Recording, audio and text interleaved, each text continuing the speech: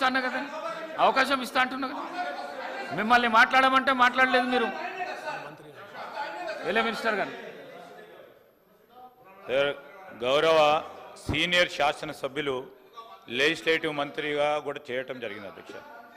Sir ఇప్పుడు మేము కోరుతా ఉన్నాను, వారు స్పెసిఫిక్గా రూల్ బుక్ గురించి మాట్లాడారు కనుక there is no provision in the rule book to express their dissent in the question hour. Sir there is no provision, rule book లో ప్రొవిజన్ లేదు. కానీ దయచేసి నేను కోరుతా ఉన్నాను, సభా సమయం వృధా అవుతా ఉంది. మీరు 11 గంటలకు సంబంధించి మీరు క్వశ్చన్ అవర్ని క్లోజ్ చేస్తా అన్నారు అధ్యక్ష. అలాంటి సందర్భంలో గౌరవ శాసన సభ్యులందరి సమయం కూడా వారే తీసుకొని మా మంత్రి గారు స్పెసిఫిక్గా 2, 3, 4, 5 నిమిషాల్లో వారు అడిగిన ప్రతి ప్రశ్నకు సమాధానం చెప్పడం జరిగింది.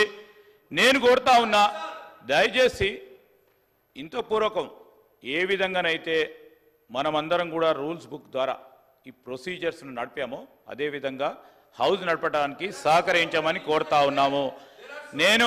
నేను స్పెసిఫిక్గా హరీష్ రావు గారు రూల్ అడిగారు కనుక రూల్ చెప్తా ఉన్నాను.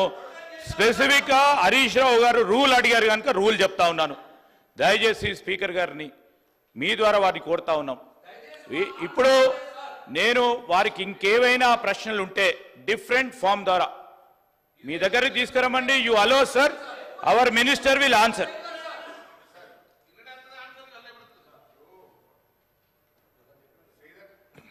శ్రీధర్ బాబు గారి వ్యాఖ్యలు దయ్యాలు వేదాలు వల్ల ఇచ్చినట్టున్నాయి. ఈ సభలో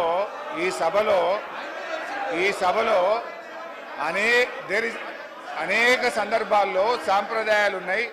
చాలా సందర్భాల్లో కూడా స్పష్టంగా ఇదే శ్రీధర్ బాబు గారు, భట్టి గారు, మేము వెళ్ళే మినిస్టర్ అన్నప్పుడు క్వశ్చన్ అవర్లో సరైన సమాధానం రాలేదని మీరే అనేక సార్లు ఈ సభలో వాకౌట్ చేసిపోయారు.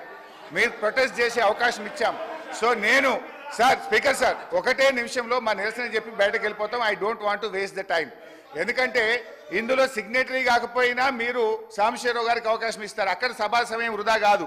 మాకు సరైన సమాధానం రాలేదని మేము అడుగుతామంటే మా గొంతు నొక్కడానికి మాత్రం సభా సమయం మీకు అడ్డం వస్తున్నది.